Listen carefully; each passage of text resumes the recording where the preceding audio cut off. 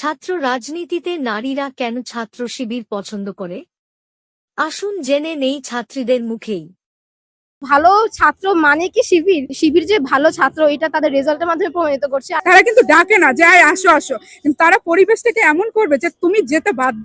বিশ্লেষণ করে দেখেন, আমার মনে হয় শিবিরের মতো এতটা উন্নত চরিত্র হয়তো নাও পাওয়া যাইতে পারে। এখানে একটা মন্দির আছে যেটার গেট নাকি শিবির ভেঙে দিয়েছিল, প্রোগ্রাম শেষে আবার ঠিকভাবে ওইটা ঠিক করে দিয়ে গেছে। শিবির ডিপ কোর কোন রকম ভায়োলেন্স চায় না এবং তারা একটা শান্তিমূলক সংগঠন। ওদের মেধা অন্যরকম। যেমন আমি আসার টাইমে বাইরে দেখলাম এটা কি ট্রেনের মতো, আমি খেয়াল করি নাই, পরে আমার খালামণি আমাকে বলছে এটার ভিতরে মিউজিয়াম টাইপের করেছে। তো আমি বললাম কি যে ওয়াও, কি সুন্দর একটা আইডিয়া। তো তাদের এই আইডিয়ার ভিতরে এসে দেখলাম যে তারা পুরা গণঅভ্যুত্থানে যে যে চিত্র স্বল্পভাবে তুলে ধরেছে। কিছুক্ষণে যে জ্ঞানটা নিয়েছি, যেটা দেখেছি, সেখানে বলবো আমি মেধাটা অতুলনীয়। আমি এরকম কোনো জায়গায় যে এতটা সুন্দর পার্টিসিপেট আমি দেখি নাই, যে তারা কিভাবে একজন যে আসে তাকে কিভাবে অ্যাট্রাক্ট করতে হয় তারা সেটা জানে। কিছু ছবি টাঙানো নিয়ে ফেসবুকে বেশ তোলপাড় শুরু হয়েছিল।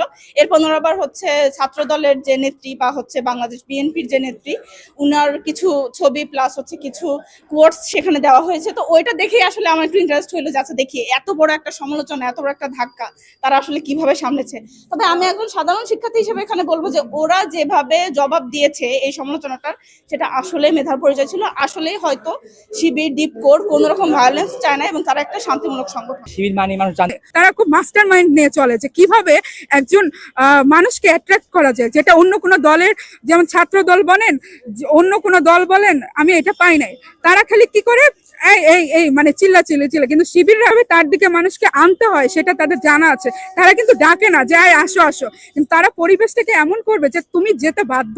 অ্যাট্রাকশন করার যে ক্ষমতা, যে এই মেধা, এটা অবশ্যই শিবিরদের অনেক।